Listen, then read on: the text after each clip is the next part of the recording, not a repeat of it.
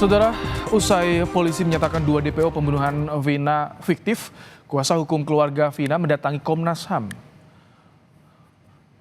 Komnas HAM menerima aduan dari kuasa hukum keluarga Vina mengenai laporan perkembangan kasus pembunuhan Vina, termasuk penghapusan 2 DPO usai Peggy ditetapkan sebagai tersangka.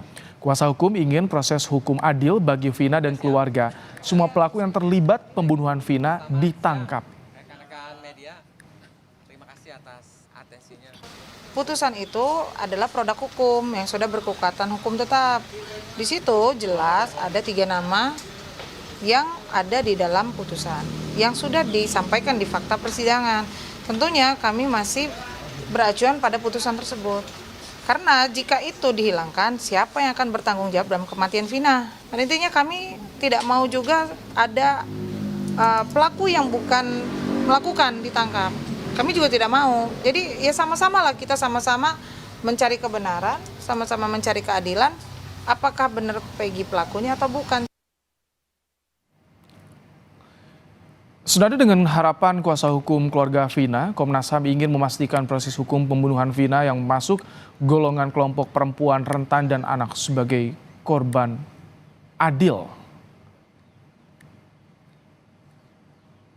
Perlindungan kelompok rentan, perempuan dan anak gitu. Terkait dengan kami ingin memastikan proses hukum yang adil terhadap kelompok rentan ini, perempuan dan anak sebagai korban Vina gitu.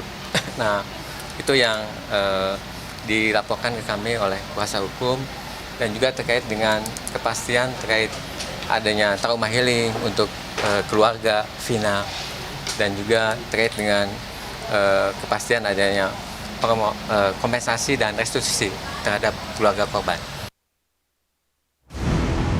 Saya tidak pernah melakukan hukuman itu. Jadi fitnah. Saya rela mati. Saya rela mati. Tidak. Ibu akan terus berjuang ya, Mas? Ya, saya akan terus berjuang demi anak saya yang tidak bersalah apa-apa. Peggy Setiawan alias Peron, tersangka kasus pembunuhan Vina dan Eki yang buron selama 8 tahun, membantah dirinya melakukan pembunuhan. Peggy menyebut dirinya adalah korban fitnah. Soal penggantian nama menjadi Robi, Peggy bilang itu adalah nama panggilan yang biasa digunakan. Kenapa ganti identitas? Kenapa ganti Robi namanya? Nama panggilan saya itu. Kenapa? Nama gaul saya. Saya tidak pernah melakukan hukuman itu. Jadi fitnah. Saya rela mati. Saya rela mati. Tidak. Pakar hukum pidana Hipnu Nugroho menilai sah-sah saja seorang tersangka membantah perbuatannya. Sebab sebelum menentukan seseorang sebagai tersangka, polisi sudah memiliki minimal 2 alat bukti. Apa itu tersangka adalah seseorang karena kedudukan berdasarkan bukti yang patut atas perbuatannya, kan itu. Oleh karena itu bukti atas patut perbuatannya itu paling tidak Polda Jawa Barat sudah menentukan minimal 2 bukti. Persangkalan, itu sah-sah saja. Karena dalam ilmu hukum, namanya keterangan tersangka, keterangan terdakwa itu berlaku asas non-incrimination. Bahwa suatu keterangan terdakwa itu hanya untuk dirinya sendiri. Kan itu loh, bicara hukum adalah bicara bukti. Dengan ditangkapnya Peggy, polisi menyatakan Peggy adalah tersangka terakhir kasus pembunuhan Vina dan Eki di Cirebon. Sementara untuk 2 nama lain yang masuk daftar pencarian orang atau DPO adalah nama fiktif. Tim Liputan, Kompas TV. Peggy Setiawan alias Peron membantah dirinya melakukan pembunuhan, sementara usai Peggy ditetapkan sebagai tersangka, polisi hapus 2 nama lain yang masuk daftar pencarian orang atau DPO. Bagaimana polisi dapat memastikan kasus pembunuhan Vina terungkap tanpa adanya kejanggalan? Kita bahas, saudara, bersama dengan Dewi Intan, kuasa hukum keluarga Vina, dan juga Heri Firmansyah, pengamat hukum pidana. Selamat petang, Mbak Intan, Bang Heri. Ya, selamat petang. Baik, Mbak Intan, tadi tim kuasa hukum ke Komnas HAM. Apa saja yang disampaikan ke Komnas HAM oleh tim hukum? Ya, hari ini kami mendatangi Komnas HAM, tentu kami meminta keadilan, juga minta dukungan atas kematian dari almarhum Vina dan Eki. Seperti itu, Mas. Meminta keadilan, tapi kemarin juga Anda tim kuasa hukum bicara soal kejanggalan, Mbak Intan. Apa saja kejanggalan yang dirasakan oleh keluarga? Ini ada yang aneh nih dalam kasus ini, Mbak Intan. Ya, kejanggalan tentu pasti semua merasakan ada kejanggalan dalam kasus ini. Dalam arti yang tadinya dinyatakan ada 3 DPO, lalu tiba-tiba menjadi 1 DPO dalam kurun waktu yang singkat. Kami tidak membuat pernyataan bahwa kok itu cepat sekali. Tidak. Maksud kami seperti ini. Kenapa kemarin kami membuat statement bahwa itu terlalu dini untuk dinyatakan seperti itu? Karena pihak kepolisian belum memeriksa saksi-saksi yang lain. Contohnya seperti Linda atau saksi-saksi kunci yang lain yang menguatkan atas kasus ini. Seperti itu. Oke. Terkesan terlalu dini, Bang Heri, ada beberapa kejanggalan yang disebutkan soal penghapusan DPO, terkesan terlalu dini, belum diperiksa saksi-saksi. Anda melihat ini, SOP-nya ada yang pelanggaran SOP atau bagaimana Anda melihatnya, Bang Heri? Ya, begini Mas Ibrahim, bahwa dalam penanganan perkara kan pasti ada prinsip-prinsip yang diutamakan ya. Apakah transparansi, akuntabilitas, dan tentunya profesionalitas di sana. Nah, persoalannya ketika penetapan DPO itu menjadi kewenangan oleh penyidik, yang mereka lupa, mungkin yang harus perlu kita ingatkan adalah ketika men-take out dari 3 kemudian menjadi 1, itu kan harus dilihat latar belakangnya mengapa muncul angka 3 itu. Di mana disebutkannya. Kalaulah disebutkan di dalam putusan, maka jadi krusial untuk penjelasannya pun menjadi penjelasan yang harus argumentasi yuridis yang dikedepankan.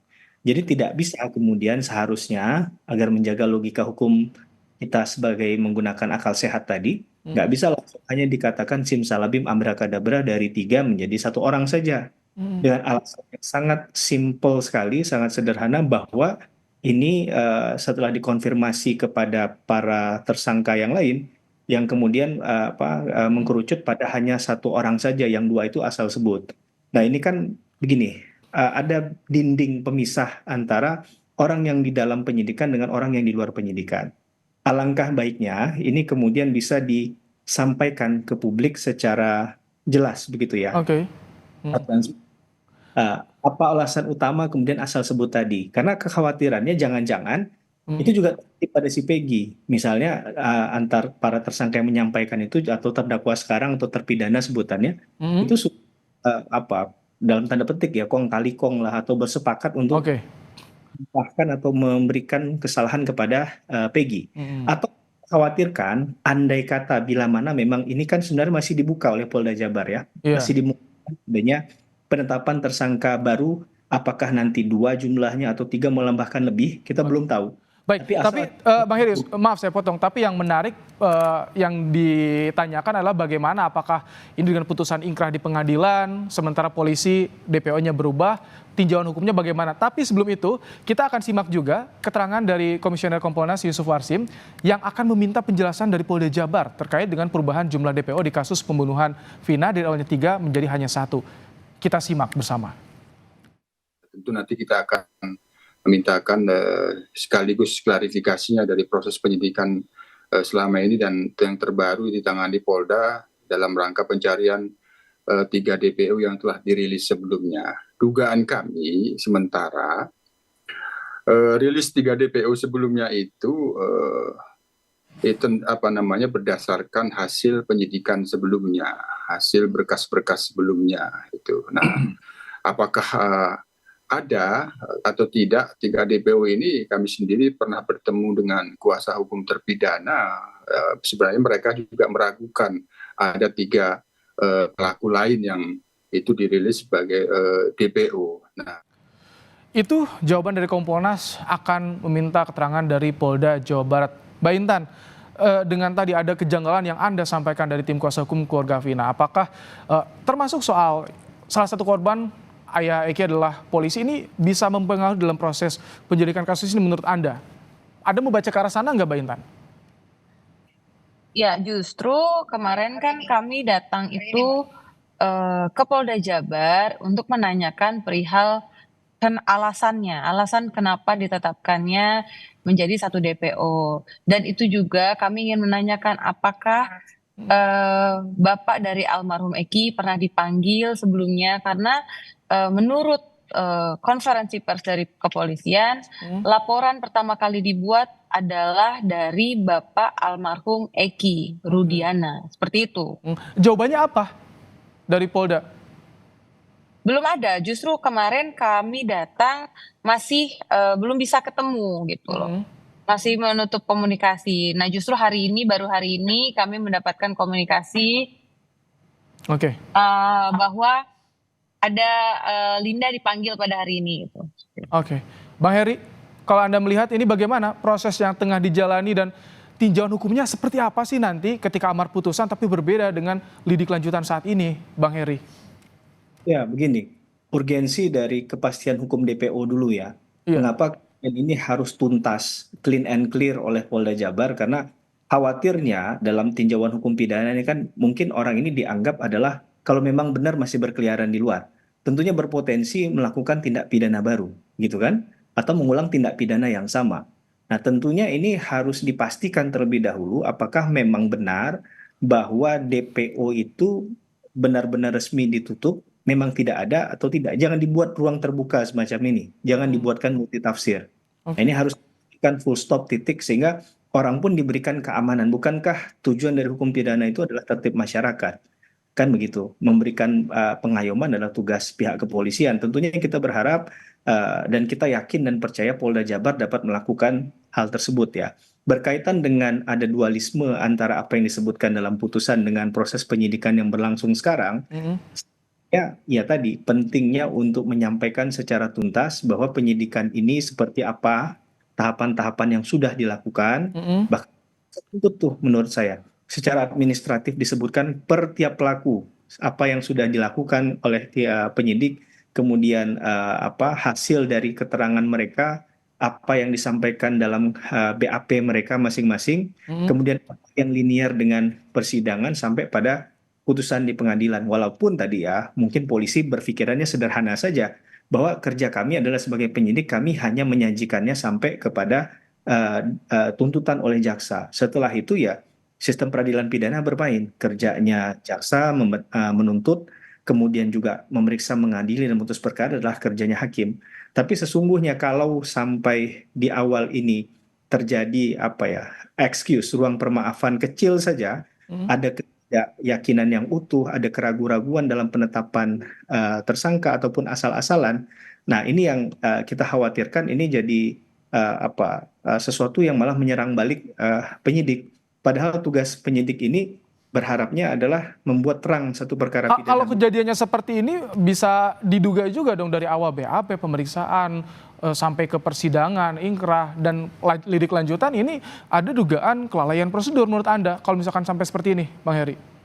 Ya, tentu kita harus meninjaunya secara utuh. Saya pribadi karena saya juga sebagai akademisi dan praktisi, saya sebagai lawyer harusnya kita melihatnya dokumennya utuh ya. Apa yang kemudian berbeda? Kemudian berapa kali proses itu dilakukan, apa saja yang sudah diperoleh dari penguraian penyidikan begitu. Biasa kan ada gelar perkara dan lain sebagainya. Itu juga perlu diperhatikan, prosedur-prosedur semacam itu bukanlah narasi yang sifatnya administratif belaka, tapi sesungguhnya ini membuat posisi penyidik ketika mereka akan di-challenge batu ujinya nanti diperadilan, ataupun kemudian ketika mereka menyajikan sesuatu perkara hukum ini untuk disidangkan ke pengadilan. Tentunya ini nggak bisa lagi lepas tanggung jawab dari siapapun, sehingga saya agak setuju juga kalau kita kemudian hanya menilai dari kerja penyidik, karena ini sudah sampai masuk ke tahap pengadilan, putusannya juga sudah memutus bersalah, dan itu bukan sekali, dua kali di challenge sampai ketiga, kalau nggak salah sampai di tingkat kasasi. Betul. Nah, ini kan menjadi terbolak-balik logika hukum berpikir kita kalau seandainya kita memaknai ini ada kejanggalan dari awal, ada dipaksakan. Kemudian ini diakui oleh, apakah tidak ada mekanisme koreksi check and balances di antara aparat penegak hukum yang menyidangkan perkara itu. Nah, ini kan jadi kemana-mana nanti fokusnya begitu ya. Baik, Mbak Intan, ini menarik, ada dua pandangan. Ketika polisi bilang soal saka tatal sudah diuji sampai kasasi, dan itu yakin tidak salah, tapi di satu sisi DPO yang sudah diuji juga tentu di persidangan, di pengadilan, tapi akhirnya diubah di penyelidikan. Ketika ada perbedaan ini, bagaimana upaya hukum dari keluarga Vina ke depan untuk mencari keadilannya?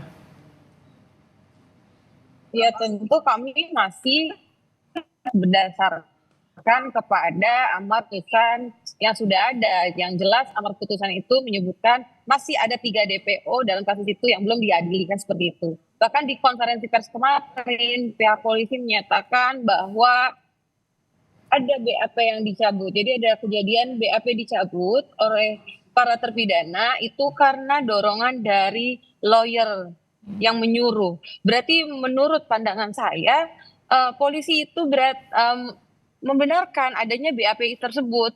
Dan nama tersebut terus ada dalam BAP, runtutan BAP, sampai dengan putusan pengadilan. Gitu. Jadi peranan ini harus nanti digantikan oleh siapa? Siapa yang bertanggung jawab? Pertanyaan paling utama adalah siapa yang bertanggung jawab atas ini? Yang kedua, siapa yang bertanggung jawab atas kematian almarhum Vina? Seperti itu. Singkat, Propam harus turun? Mbak Ya Intan? harusnya, sepertinya semua harus turun dalam kasus ini. Harus ada yang menengahi, gitu loh. Karena ini sudah menjadi kontroversi, gitu loh. Jangan sampai nanti dengan kejadian ini kepercayaan masyarakat terhadap institusi jadi hilang. Baik. Terima kasih Mbak Dewi Intan, kuasa hukum dari keluarga Vina, dan juga Bang Heri Firmansyah, pakar hukum pidana, telah menyampaikan pandangan dalam program Kompas Petang sore hari ini.